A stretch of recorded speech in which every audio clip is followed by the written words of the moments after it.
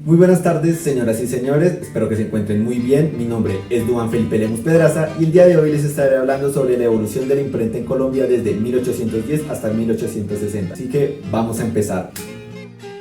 Pero antes de comenzar hay que hacer una aclaración. Cuando hablamos de imprenta en Colombia no tenemos en cuenta el periodo colonial, sino desde el periodo independentista desde 1810 hasta 1821. ¿Qué sucede en 1800? En esta época la corona española está en crisis, por lo que los movimientos independentistas acá en Nueva Granada generan distintos periódicos o prensa escrita. Por ejemplo, el Nuevo Semanario de la Nueva Granada, liderado por Francisco José de Caldas, o el Diario Político de Santa Fe de Bogotá, también liderado por Francisco José de Caldas. El problema es que estos medios buscaban la desaprobación civil en contra de la corona española, pero debido a la reconquista liderada por Pablo Morillo, estos medios se cierran y muchos de los escritores e impresores son ejecutados. El problema es que solo existe hasta 1818 el registro de un nuevo medio, que es el Diario del Orinoco, que fue fundado por Simón Bolívar para dar cuenta a la población sobre los procesos de la independencia, de los avances y las derrotas en la campaña militar. Para 1821 surge un hecho sin precedente, la primera constitución de ese mismo año, que en su artículo 156 ampara la libertad de expresión. Esto es un hito grandísimo para la naciente imprenta de Colombia, ya que ampara 4 restricciones fundamentales. La primera, contra los textos que atenten contra los dogmas religiosos. Segundo, para los textos que intenten influenciar en la moral del público. La tercera, en los textos que busquen incitar la rebelión popular. Y los cuartos textos son aquellos que busquen perjudicar la reputación de un civil o de un diputado del nuevo gobierno de Granada. El medio más importante de esta época fue la Gaceta de Colombia. Para este entonces era el medio público, pero también oficial de las decisiones de gobierno, decisiones militares. La cuestión es que, aunque se crea que este inicio era prometedor para la imprenta en Colombia, la verdad es que sufre un revés histórico cuando Simón Bolívar asume la dictadura del naciente gobierno de Nueva Granada, donde para 1828 restringe la Gaceta de Colombia y los demás medios nacientes de esa época.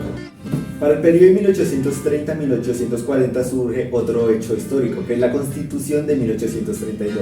Esta Constitución no sufre cambios respecto a la de 1821 en términos de la libertad de imprenta. Pues en este entonces se reforma la Gaceta de Colombia y se retoma la Gaceta de Nueva Granada. Lo que sucede es que este medio tiene una posición más conservadora debido a que ya no recibe propuestas del público. También surge un auge en los periódicos regionales como el Constitucional Antioqueño, en el cual se toman los debates políticos, económicos de Colombia en ese entonces, pero también plantea como una nueva expansión de la imprenta en todas las ciudades y pueblos de Colombia. En 1836 surge otro hecho histórico, el cual es el nacimiento del primer periódico literario de Colombia, el cual es La Estrella Nacional, que fue fundada en 1836.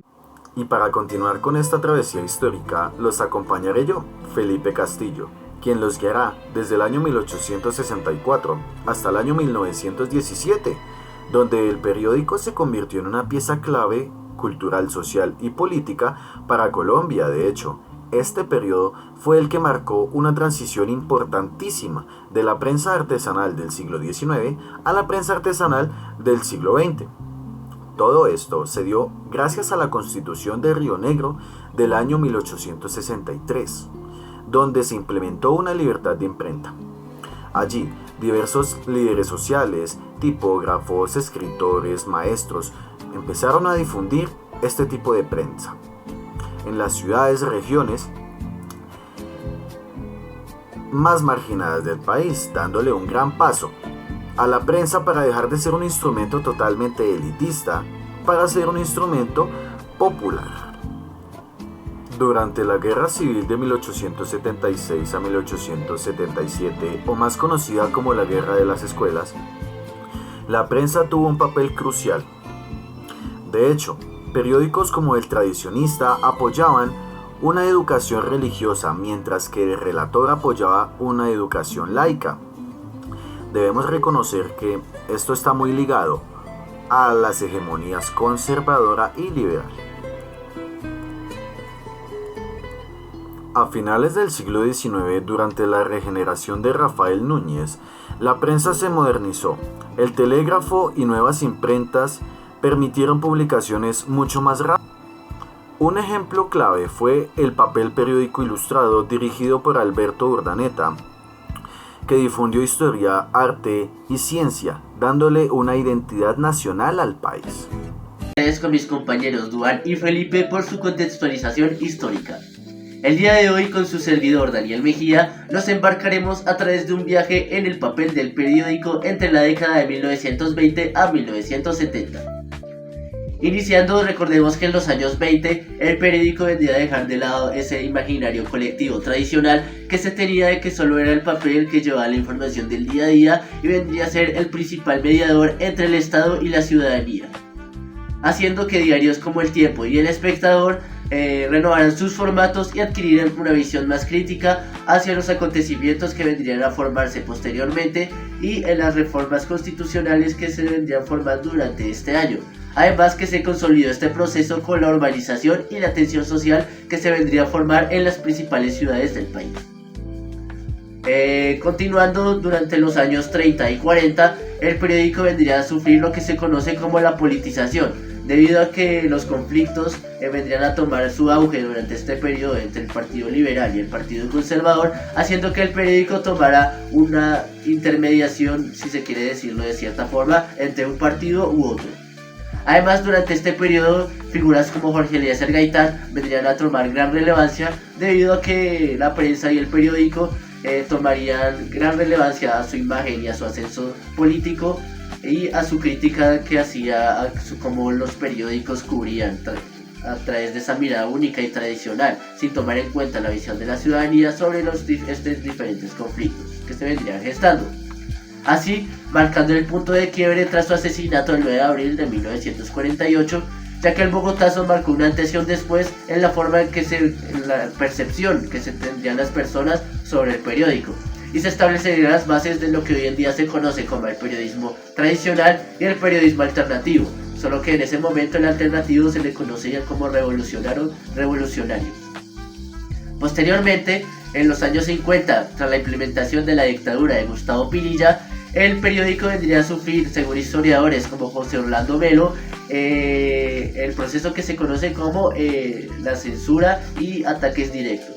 Esto debido a que recordemos que en el año 1954 el régimen establecería la televisión nacional para establecer un control total sobre las comunicaciones del país.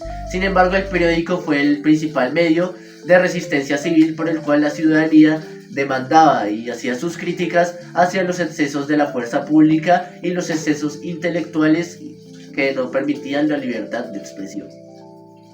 Tras el fin del régimen en el año 1957 y para finalizar durante el periodo de 1958 a 1974, se establecería lo que se conoce como el proceso de modernización del periódico, ya que no solamente vendrían a establecer nuevos formatos, sino a implementar la estructura del periódico por secciones que conocemos hoy en día, y vendría a tomar relevancia otros tipos de formatos, ya no solamente el escrito, sino la caricatura, que tomó gran relevancia durante ese tiempo para hacer una crítica social sin que la censura pudiera intervenir.